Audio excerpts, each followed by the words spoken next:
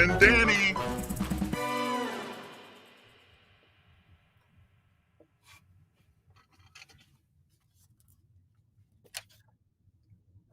Man, what a great book. Hey guys, welcome to Grim After Dark. My name is John. We are the Frontline Gaming Network's weekly interview show where we hit the high points of the last week in the Warhammer community, talk to the best players and content creators from around the world about the one thing we all love, Warhammer. This week we welcome TayLore back to the show as we asked him simply, can he surmise the entire Horus Heresy series in 45 minutes? An easy task, no doubt. But it'll be easy to follow, informative, and there will be very little to no screaming whatsoever throughout this entire president. So I'm excited for that. You guys should be too. My co-host today needs some introduction. He's part of a giant international scheme by the 40K Illuminati to not let him play in any army other than AdMag. Is Danny McDivett. Danny, how are you doing?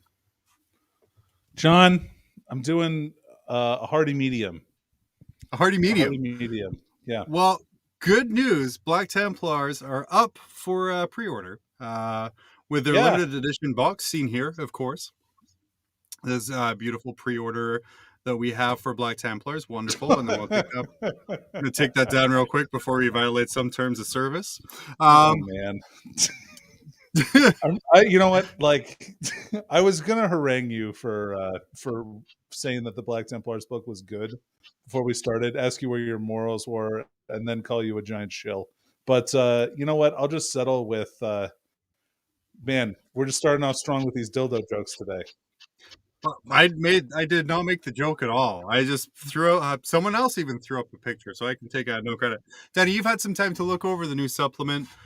We do see some of the new vows here for the new Black Templar book. Of course, we have Thought Patrol, Furry Abomination, some White Knighting, Vow of Celibacy. Danny, where is your favorite vow? What is actually the passion to that vow? Oh, okay. So the vow of celibacy, the passion for that is involuntary.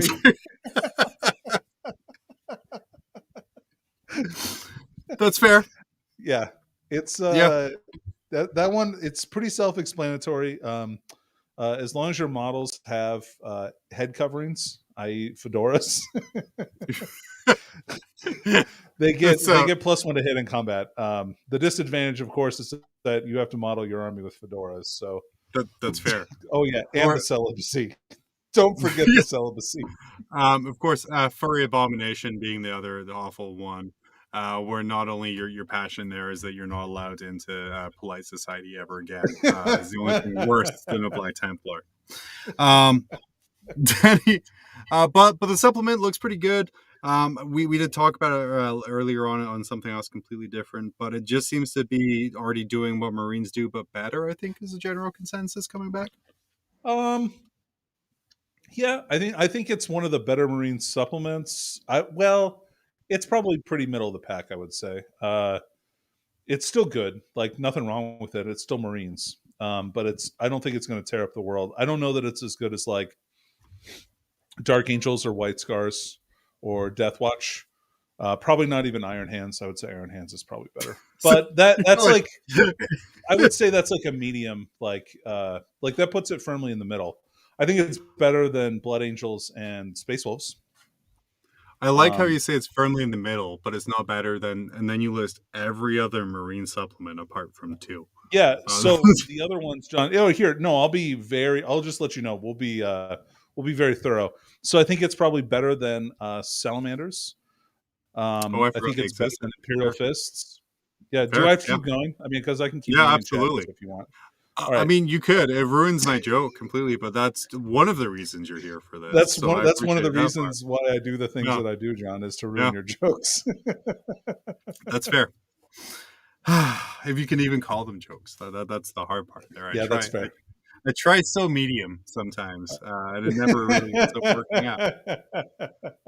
Now you know this. Now you know my secret, John. Always try medium. So, Danny, another thing, Warhammer actually leaked into another Reddit community We're seeing kind of as GW gains popularity and as the license is given to like any company showing a bit of knee on the corner of Hollywood Boulevard. I saw this post here on the Titanfall subreddit, which is just kind of like the simple joke where it says "my current main" and then a picture of a giant Titan. My favorite part would be the top comment here that says, "Is this Warhammer? The only thing I know about Warhammer is something about Hulk Hogan fighting the devil in a cathedral in space or something." I thought this was like a very appropriate comment for a TayLore episode. Yeah. But it's a very unique description of what Warhammer is. What would you tell this person, Danny, if they came up to you and they were like, "Hey, Warhammer, that's just Hulk Hogan fighting the devil in a cathedral in space"? There's a lot of Hulk Hogans, and that's what you need to understand, because they're always yelling "brother." So, like, They are. God, that's so bad.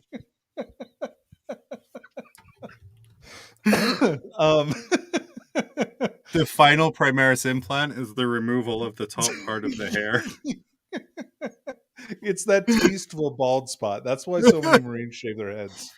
Yeah, and the rip away carapace armor. I like the black Oh, chest. perfect. Yeah, perfect. The black carapace, fully optional. But preferred by many. AdMech are coming out of the weekend with an unheard of 77% win rate. I think we've come across this defining picture of Warhammer in 2021. Danny, how aft is the game right now? Medium. Medium No, aft? it's like, it's not the worst. Like, there's just some offenders, and they need to be brought down. That's a pretty crazy win rate, I would say. I'd like to see context on that and how they actually finished. I still feel like Drukhari is worse than AdMech, but I'm probably biased. We're kind of coming out of the weekend where the facts that were coming out was for like GT major level events. The winner was AdMech, Drukhari, or nothing. Oh, okay. I don't know. I didn't, honestly. I didn't really pay attention to what the scores were this weekend. I was too crazy busy. So yeah. So what was it like? BFS and Michigan GT, and those are both won by Dark Eldar, right? Yep. Yeah. I know I said a few others with AdMech, and I think we're kind of coming to like a crux of an edition where so a lot of people just aren't having fun. I'm just surprised we didn't see any orcs win, to be honest with you. I think that list is really, really good. But is it list is quite as good when it comes up against, say, so many flyers or so many blocking things? Perfect. Yeah. So I think the thing to really take away from this here is just be better, orc players. Why are we complaining about only 2 different factions winning GT level events when we could be complaining about 3 different factions? Yeah, get good, losers. Get good, orc players. Jeez. And speaking of that, moving on to our final joke, an old favorite. Are we looking for more frontline gaming majors? The New Orleans Open is coming and tickets are selling fast. New Orleans promises to be a huge event. So big, in fact, that every host from Signals from the Frontline is going to be in attendance and available for you to beat. Seth here shown creating his army list for his next event is going to be here. And as always, Grim After Dark offers you, the FLGN listener, that guarantee that if you beat Seth and humble him appropriately, we will email you an unfilled out certificate of completion or certificate of appreciation, for humbling Seth. And you just need to let us know. You can let us know at GrimdarkFLGN on Twitter. That is where you can see all the pictures that we used to make fun of things this week. That is where you can let us know that you humbled Seth, and also let us know what you thought of this week's Signals of the Frontline, which weekly is a great show despite Seth. Danny, why don't you take it away and introduce our guest for this week? Okay. Well, we've had him on once or twice before, unfortunately. And now he's coming to us live from some kind of a construction zone. So we're happy to have him. As always, we have TayLore joining us tonight. Yeah, my bad. Just really just all around. Construction happens. I'm here. That's not good. Really. Yeah. I don't know what else Okay. to say there, honestly. Great. Sorry for ruining it, everybody. My bad. Oh no, I started ruining that like 12 minutes ago when we started. Yeah, It's dude. fine. You're way behind the curve on that. Oh well. Just wait. I'll be explicit. I'll try to not be. I don't even know what I'm saying anymore, man. I'm here. We're doing So it. we have you on to very. The idea is you and Tanner, of course, the aforementioned lore bros. Right. We're going to be taking us through Siege of Terra, which is the latest Black Library series, kind of covering the events of the Horus Heresy from their arrival in Uranus to the kind of the death of the Emperor. Spoilers at the end of the siege. So we were like, what a better person to have on and tell us about all 50 plus books in the Horus Heresy series in less than an hour than TayLore. Oh man. Yeah, it's me. My significantly sexier half is not here today. I'm sorry. You're stuck with me. But yeah. Also, I'm pretty sure we're up to 69 or 70 books. Nice. Nice. For the Heresy currently. Hey, wait, Taylor. What's When up? you say your sexy other half, you're talking about Tanner, not your actual wife, right? Really, my Okay, wife is cool. gone. Okay, just checking. Tanner is I think he's the heart and soul of whatever we do here. From that one time you guys did it together. Yeah, exactly. Oh, Yes, fantastic! correct. So yeah, I'll try. Heck yeah. I'll do it real big. So Hey, that's what we do every week. So you're Correct. you got to do it big. You're on the team. So Cringe. let's just go like alphabetically by release. Alphabetically doesn't make sense. That's a word. No, I want to go alphabetically by release. I think that's the way to go. I feel like this sucks. I have so much more math to do in my head now. It's crazy. Okay. But yeah, the Horus Heresy was kind of like the big breakout series from Black Library that really kind of like legitimized GW and a lot of the eyes on what they're doing. Dan Abnett came in and kind of wrote the first book, and he was like a super big famous sci-fi writer coming in and doing this, and he came in with Horus Rising as a way to kick it off. Sort of very briefly, obviously. Tell us about Horus Rising. So I'm not going to lie, the first 3 books are so amalgamated in my brain, I actually have no idea where one begins and the others end. So to start off, Loken was there when the Emperor died. Lamau got him. Haha XD. Here's a 3-chapter joke, essentially. Good, we did it. The Emperor died, we got him, but it was a different one. So, it's fine. What else? Loken gets inducted into the Mournival. They have like a moon thing going on, which makes sense because the Mournival, that sounds kind of like moon. I assume that's why. I don't actually know. The Loon Wolves are not yet. Yeah, exactly. The Loon Wolves are not yet the Sons of Horus. That's the bad version of them. They're not yet that. So he does the moon pool thing, and Abaddon, Little Horus, and Axum into like, cool, do the secret handshake. You're our best friend now. What else? Okay. I'm So, glad I hit I- high points. I like the idea that the Mournival is just like a group of 6-year-olds at preschool who've decided to be best friends for life. Like, Yeah, that's so- kind of my takeaway from this. I mean, They have the secret handshake. They all trade Pokemon cards. They all burn bugs with the magnifying glass. They do it all. It's fine. they all trade Pogs. That's what they trade. between Oh, the brothers. Progressive rock champ. That's what they Yeah, say. exactly. Yeah.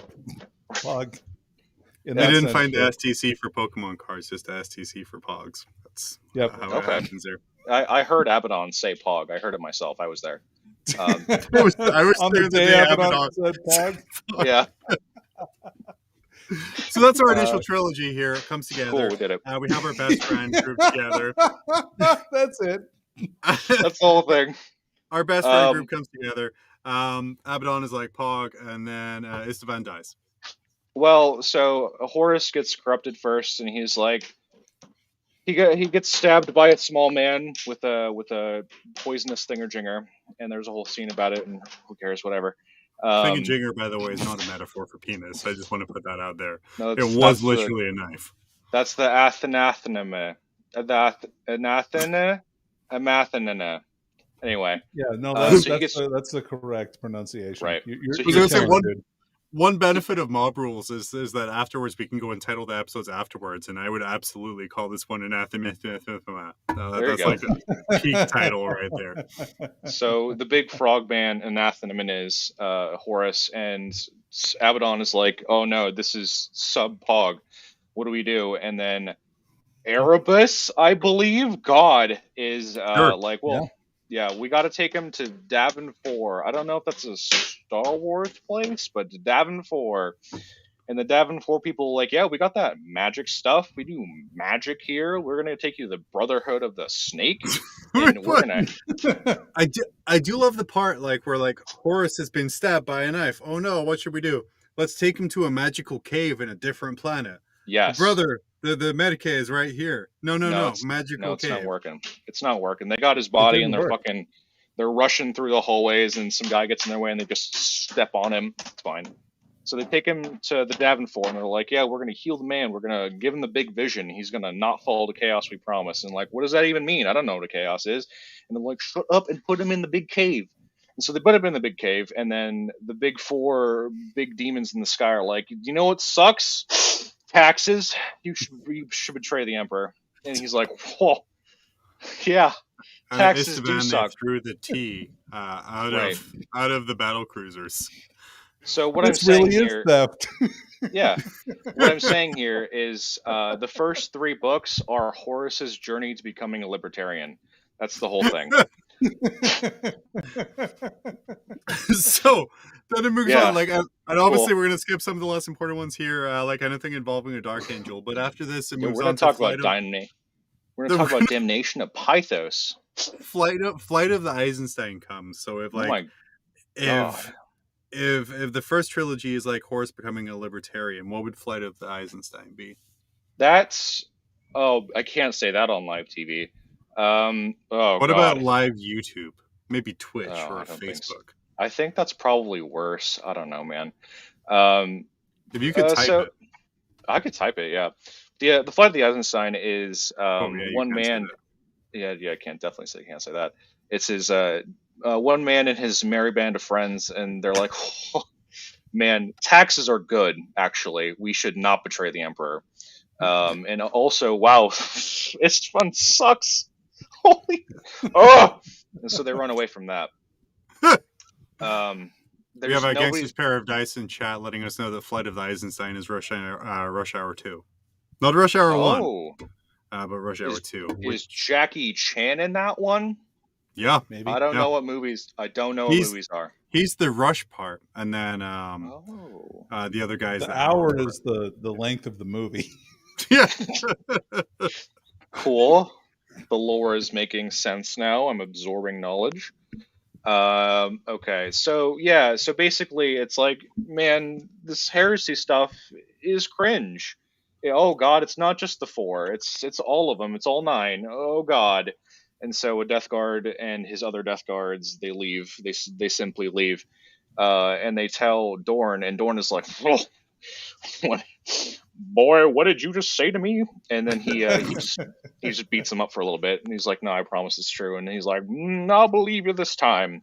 And then I guess the heresy is confirmed.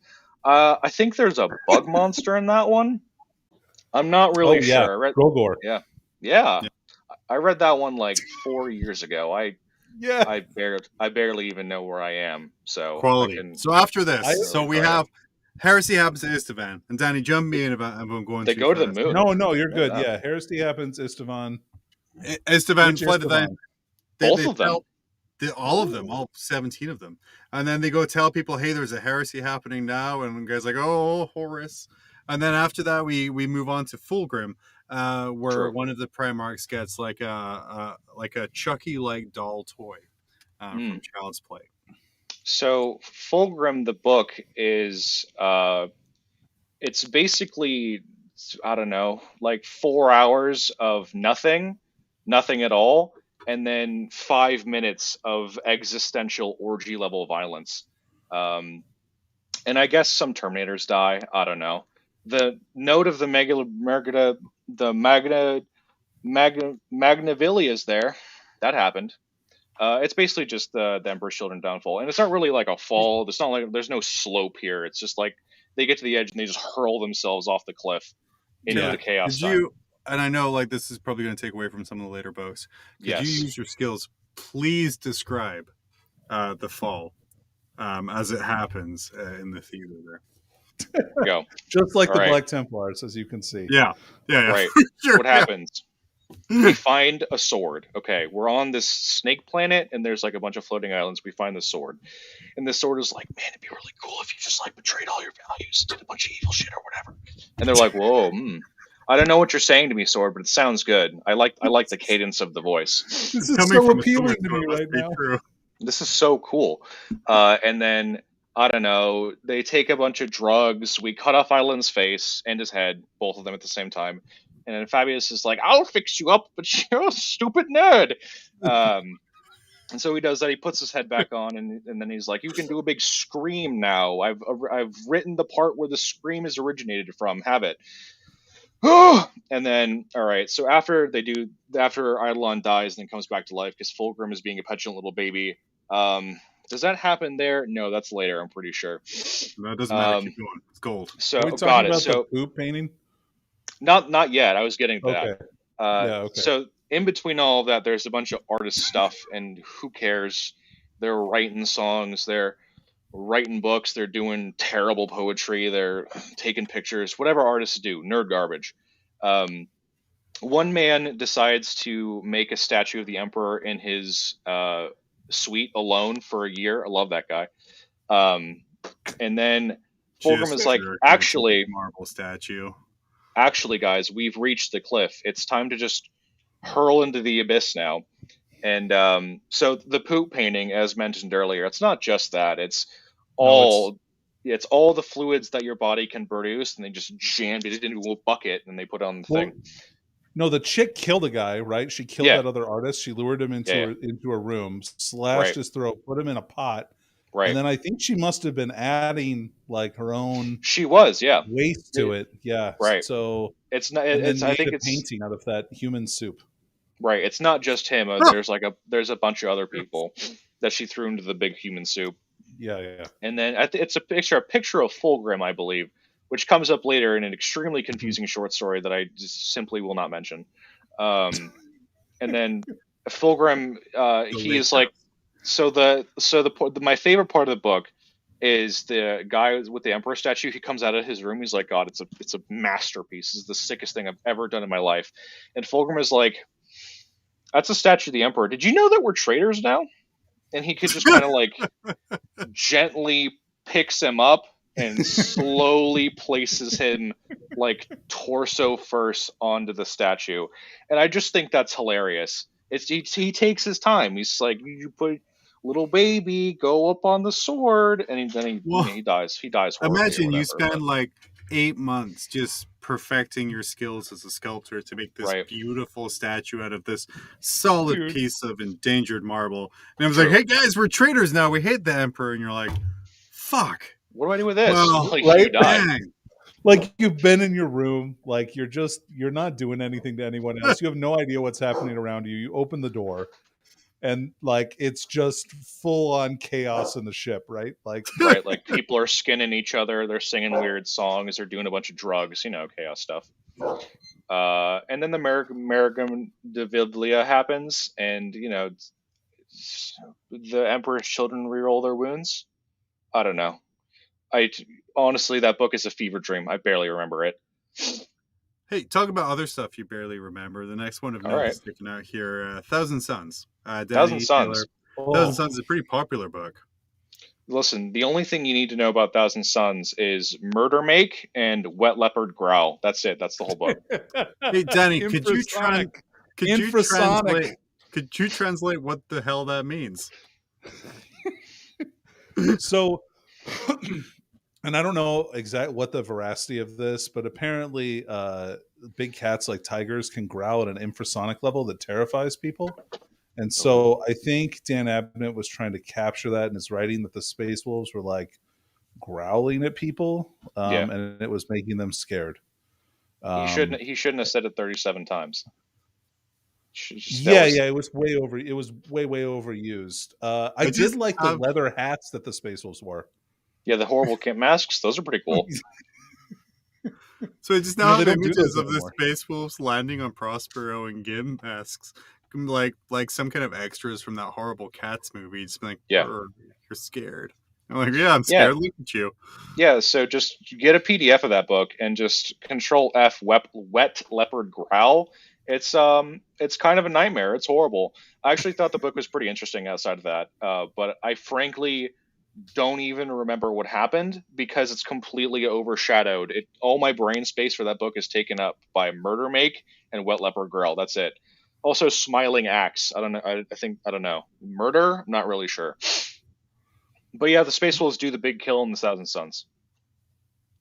They deserved it. They were wrong. The follow up to that book was better. I felt like from the Thousand Suns perspective. Yes, agree. That one is Prospero Burns, right? True. Yeah. I do like that book more. Yeah. All I really remember from it is one of the magic boys. He's doing a magic on his gun and he's using it to clean it at a molecular level. And Armin is like, why? Why? Come on, man. You're making us look real bad. Just clean it, bro. Just like the tools are right there. You're making us look like real weirdos here. Like you're not helping us at all. I think that's the motto for the entire Thousand Suns Legion is, guys, you're not helping. Yeah, you're really not making us look good here. I hate Thousand Suns. Peter mentions to us, we have Peter the Falcon in the chat, unfortunately. Oh my god. And he says we have them reversed. Prospero Burns is the wolf one. The Thousand Suns is the one about the Thousand Suns. That's fair. I'm pretty sure he's wrong based on no facts or information. Yeah, I will not show.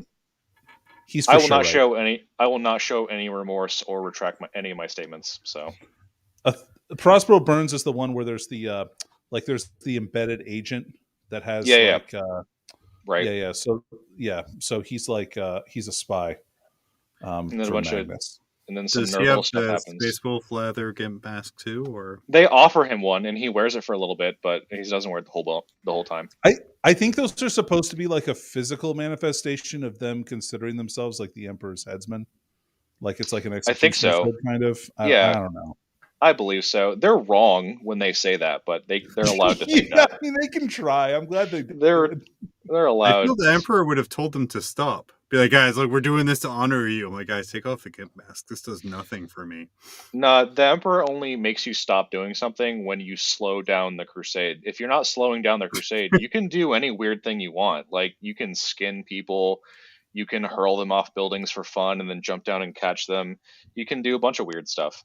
He's a real Bezos. He has like productivity goals for each of his legions kind of going through there. Mm-hmm. The next notable one that sticks out here, and Taylor, for someone who's worried about time, we're technically on book 19 at this point. Oh my god. So like if we just moving. skip through like a whole bunch of unimportant ones here. That was a lot of Dark Angels books. Glad we skipped over Nemesis too, because it's let's go back to Nemesis. It's the worst book by far. Oh god.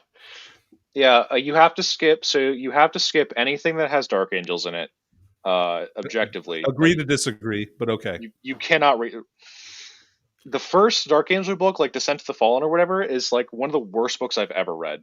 There's the part in that book where 2 7-year-olds stand outside perfectly still. They don't move one time in below freezing degree weather outside with no clothes on, no shoes, no jackets, and they stand there completely still for 20 hours. Please. 7-year-olds are not this powerful. Yeah, you didn't do that? I don't know. Maybe you're just not powerful. Yeah, you got me there, man. These millennials, Danny, they don't get it. I know. They just don't understand what outdoor recess was like for us. Yeah, I'm too Taylor, busy. Yeah?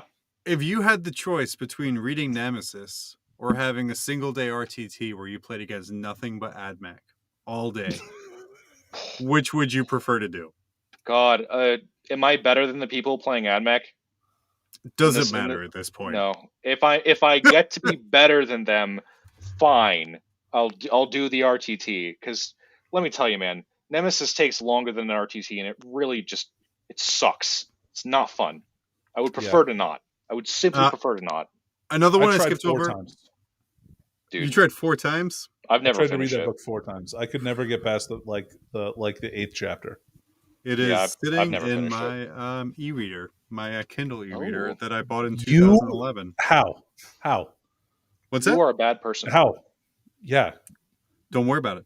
You're tougher than those 7-year-olds that stood outside in the freezing temperatures for 20 Well, I didn't hours. say I read it. I'm saying it's sitting in my Kindle that I haven't used in years, and it's just there. Its Oh, I'm gonna mere read it. presence, even digitally, will corrupt you. So like you're like Frodo with the ring right now. Like you gotta hurl it into the fire at some point.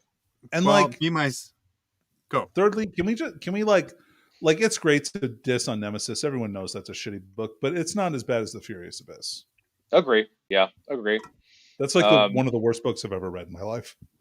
And Chad agrees with you.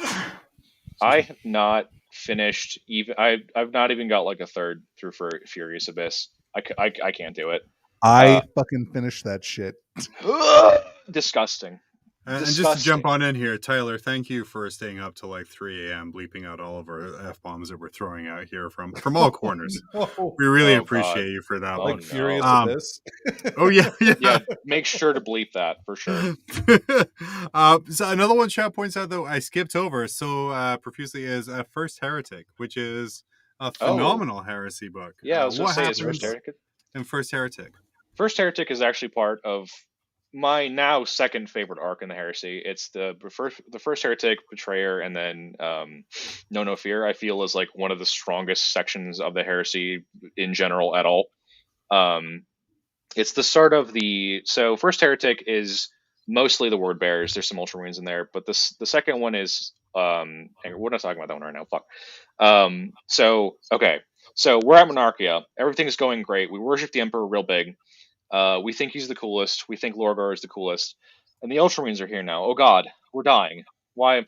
Oh no, I'm dying. The Ultramarines did give them a chance to leave, but I mean, the thermonuclear fire only is merciful to such a degree. So the main human character gets her eyes burned out, which, she looked. You mean you looked at the nuclear explosion? What do you want? But no Monarchia, eyes, obviously. Exactly. Monarchia is destroyed because Lorgar was taking too long. I know that the Emperor says that worship thing is dumb. It's not the good. I'm not a god. Whatever. It's not really about that. It's because they're taking too goddamn long. So he has I don't know why he doesn't just have the Legio Custodes do this, but he has the Ultramarines censor the homies, the word bearers, and understandably, they're really not happy about that one. They're really not having a good time. Their most favorite thing in the world was, bombed from orbit into dust. So that's pretty cool.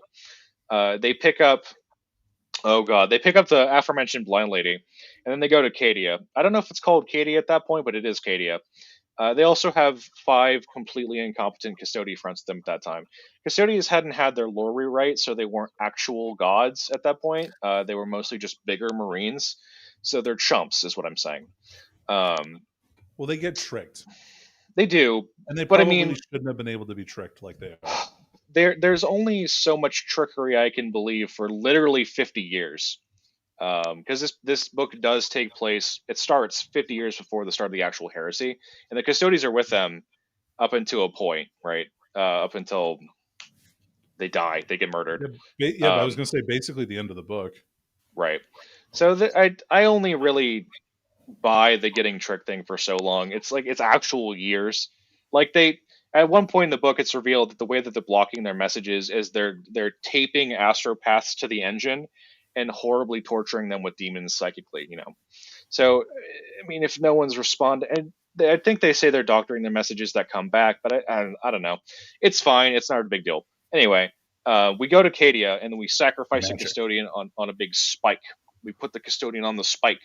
And the other custodians are like, why? How did he get there? And Lorgar's like, nah, they did it. Don't worry about it. Over there.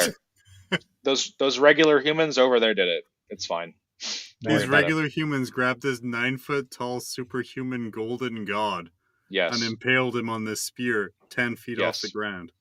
Don't examine his body, by the way. Don't look at his obvious bolter wounds, please. Just don't look at those. They have Argal Tall tell him that, and Argal Tall is the main viewpoint character of this book. And he's the only word bearer the Custodians trust, I guess. He's big friends with, I believe the commander's name is Quillon, but I feel like that's wrong. It's something like that. Apollyon. Might be Apollyon, but I know that's Veldor's spear. I don't know. So we put the big custodian on the big spike, and he's like, "Ah!" And then one of the ladies over there becomes a demon princess, I suppose. And Thank she's you. like, Oh "I my will God. show you the way to the heart of the gods."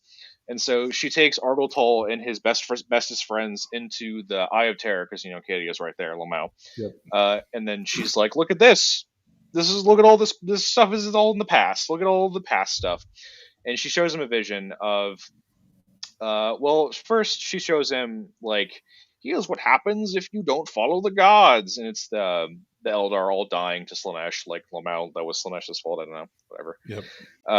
And then she takes him to the basically the point where the Primarchs are scattered, and we have more context on that now. It's objectively not Argotol doing it; he's just experiencing a vision, but him making the choice to do it in the vision was integral to him getting possessed or whatever. So anyway, it's not him doing it. Like the Chaos Gods didn't actually teleport him into the past, into that room, but it's necessary. It's symbolic, the warp.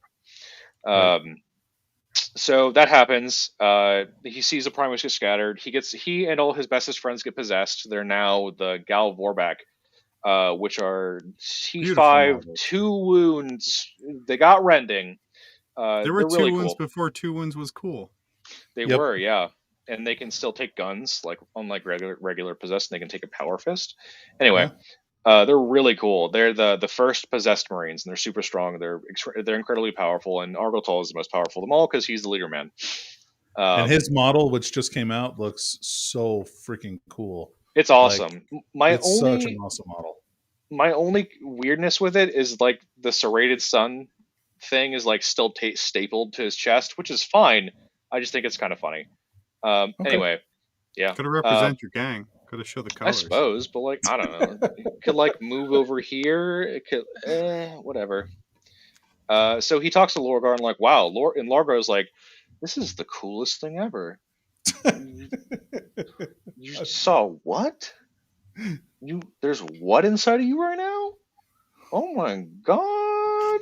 Give me some of that. Yeah. So then he starts worshiping chaos. Yeah, for fun. He starts worshiping chaos. They all fall to the chaos. They're chaos boys now. I don't remember the middle of the book. I might have just described it, but really I have no idea. But at the end of the book, the Custodes they discover the plot. They're like, "Oh, you guys have been chaos for like 10 years now, and you had no idea? Oh, that's embarrassing." Cringe. Extremely Super not based. cringe. Very. So the Custodes are doing a bunch of Custode stuff, and they get away, but then they get shot down. And then people are always like, "Oh, the Valborg could just beat the crap out of the Custodes. They have no chance." In the fight where the Gal Vorback kill the Custodes, there's 3 Custodes and 11 Gal Vorback. So I mean, come on, they're fine. The Custodes are gonna die there. Argotol actually just bites off his best friend's head, which is cool. Amazing. But the best part of the book happens there as well, like the single best part of the book. And so there's this new custodian. He's only like 50 years old, and he's taken a vow of silence until he does something cool, essentially. At the very end of the book, it's him left, and he he breaks his vow of silence to say, "I've always hated you."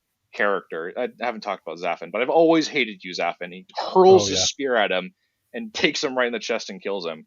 He also then immediately dies, but I mean, it was cool. It was really cool.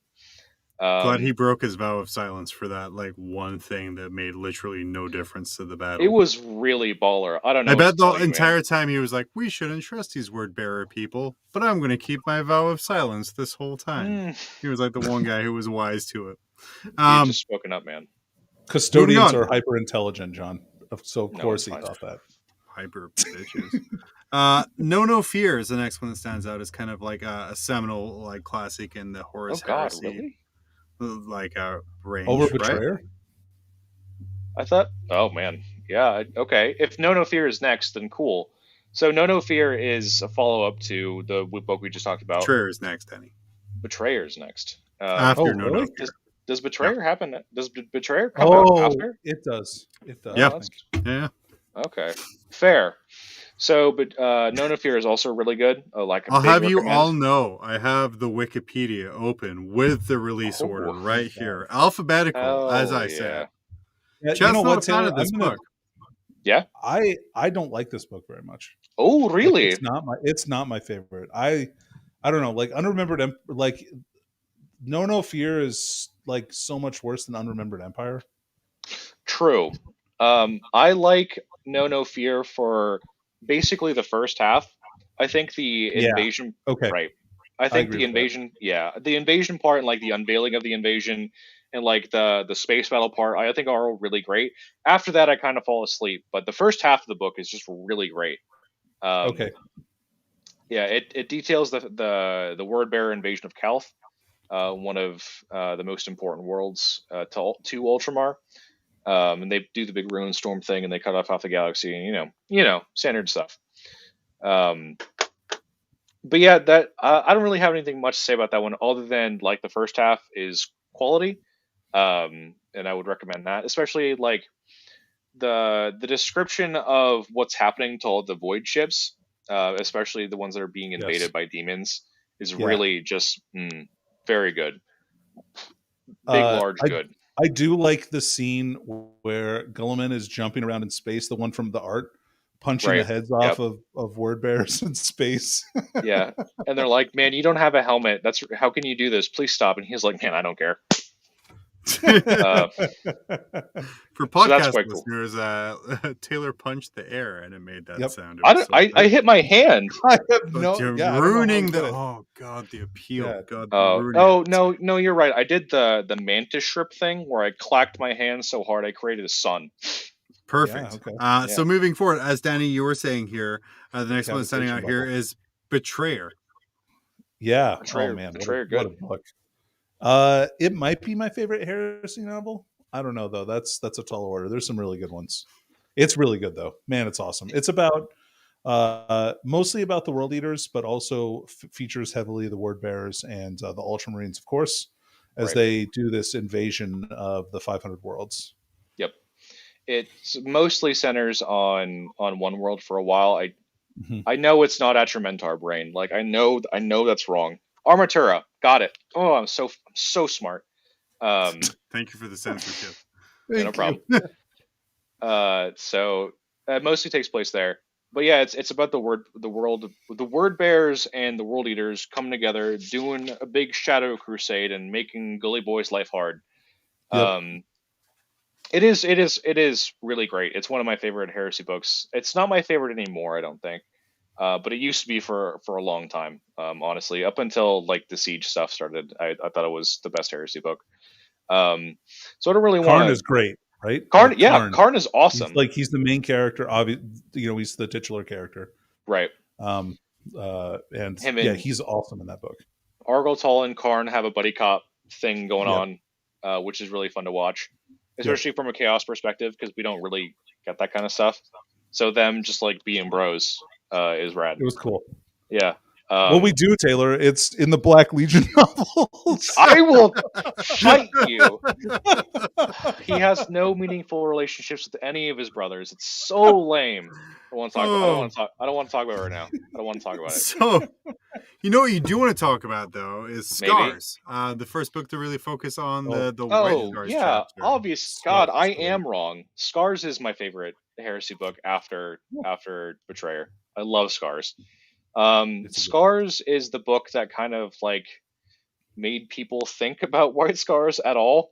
Really, they didn't really have much. They didn't really have much before that. And Chris Wright wrote that one as well, and is just nailing it. Chris Wright writes all the White Scar stuff, and it's so good. Immense recommend. It's about basically Jagadai Khan and the White Scars figuring out there's a heresy at all, and what to do about that, what to think about that. They own the Alpha Legion, which I'm always a fan of, as the worst traitor legion. No, they did.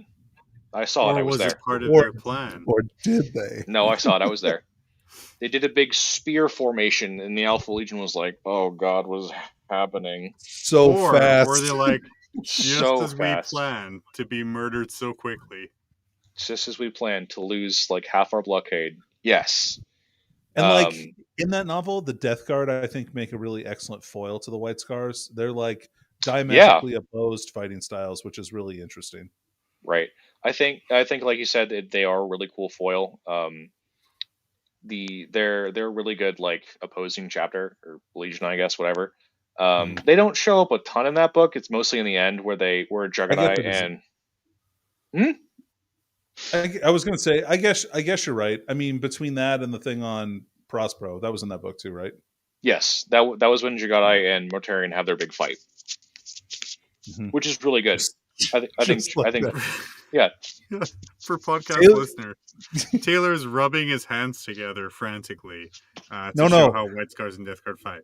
John, you're not describing it correctly. He's creating a shadow scene, like yeah, and I can see the Primarchs fighting on the screen. It's incredible.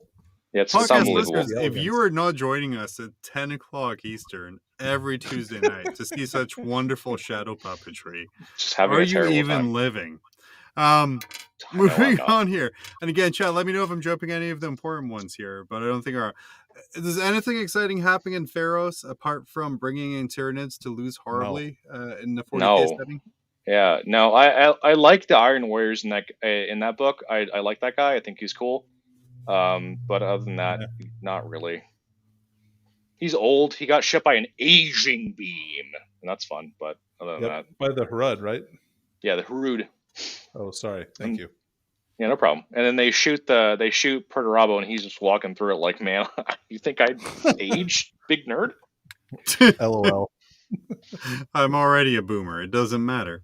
And again, but I think what most people remember from Pharos is just like the one throwaway paragraph at the end, where it's like, we did this one thing, and like someone said dinner time, and Tyranids came. I think that's incredibly lame. I would prefer that the Tyranids. I would prefer we know nearly nothing about them, where they came from, their origins, what they're attracted to at all, really. So I think that kind of sucks, and I just delete it from my brain. Like, it doesn't exist for me at all.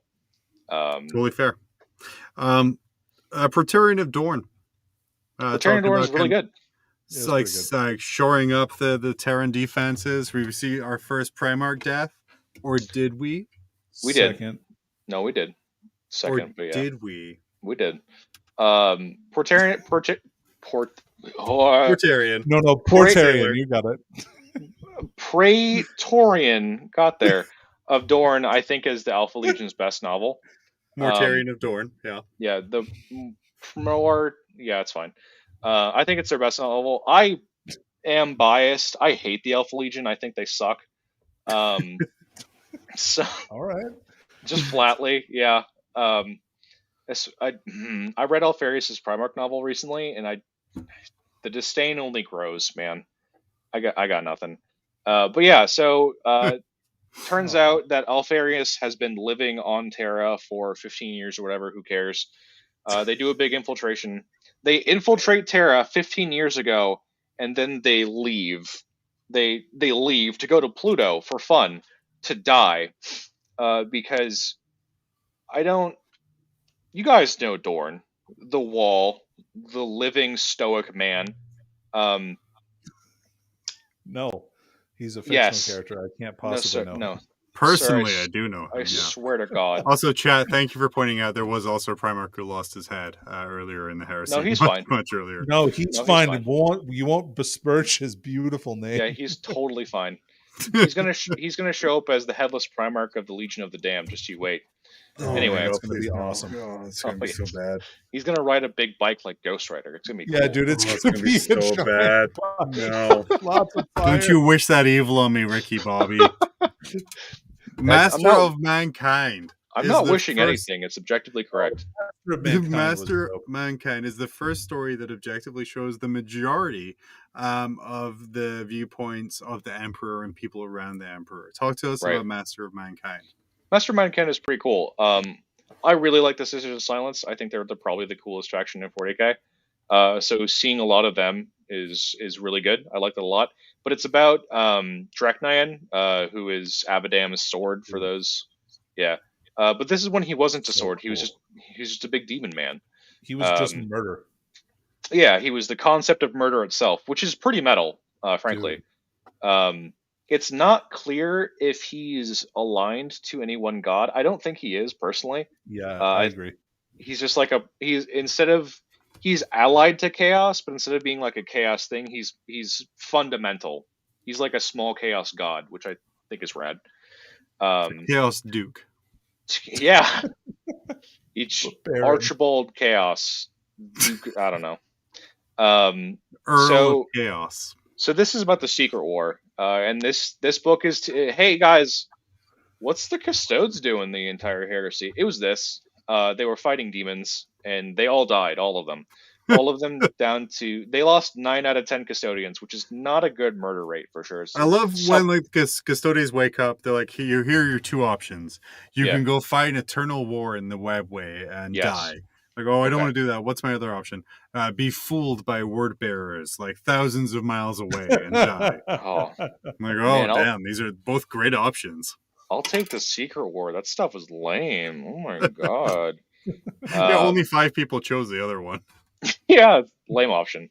So, That's true. But yeah, so 9 out of 10 of them die, which is not a good KD ratio. But they eventually have to pull out. Like Titans are there. The World Eaters got in there somehow. I don't know. Dracnayan possesses a whole Titan at one point. That's cool. And then, so they're all losing, they're all dying, and then the Emperor, like, he just gets off his throne, and he's like, I'm here, and I'm gold, and he does a big psychic flame, and then Ferrus Manus is there, and that's why Ferrus Manus is going to be the Legion of the Damned guy. It's because he was right there. I saw him, he was right there. And he was on fire. Exactly. And they do a big cleanse of the webway. Yeah. And then Dracnayan is also there, and he's like, I'm the end of empires, that's what my name means. And he stabs the Emperor a bunch of times with himself.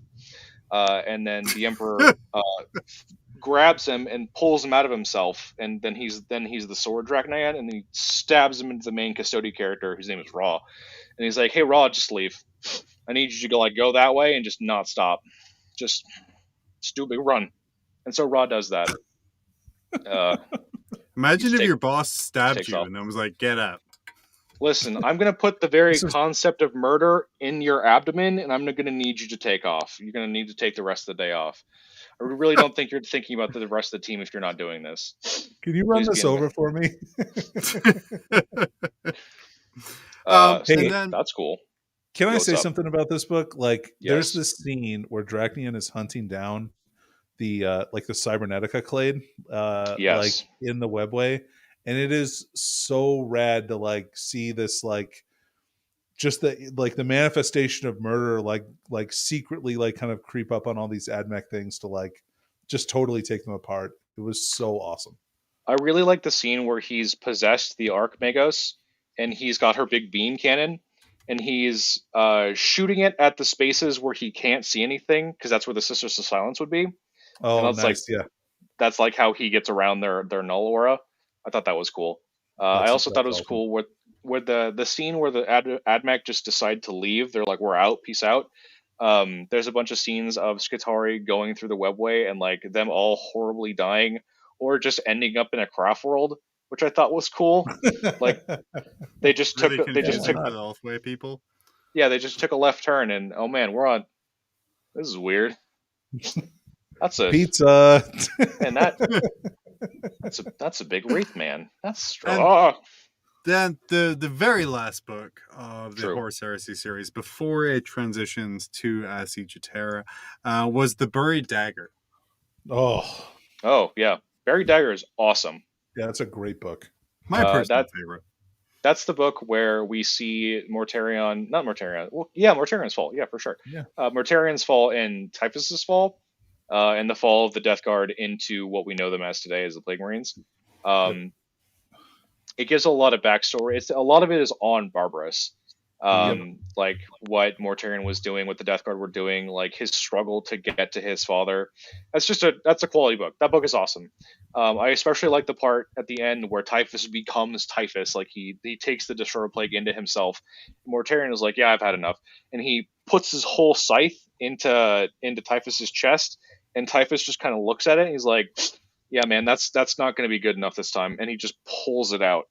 And then, Mortare on the Sea's God. So that's cool. It's a real religious experience. Yeah. Those are all of the books in the Siege of Terra. Yeah, true. I was going to say the one thing that I was going to quickly chat. We're heading to time here. I wanted to touch on one thing that chat's bringing up as another great book would be Vulcan Lives. Taylor, No. Danny, give your thoughts real quick on Vulcan Lives. No, yeah, absolutely. Okay, so the salamanders aren't in the heresy. I don't know why the writers decided to make this choice, but they're not written about at all. There are no books that mention the salamanders at all in the heresy. It's really weird. Dude, I'm telling you, it's because Nick Kime runs Black Library. I don't know. There's one good scene for Vulcan. There's one, and it's not the hammer scene. The hammer scene is fine.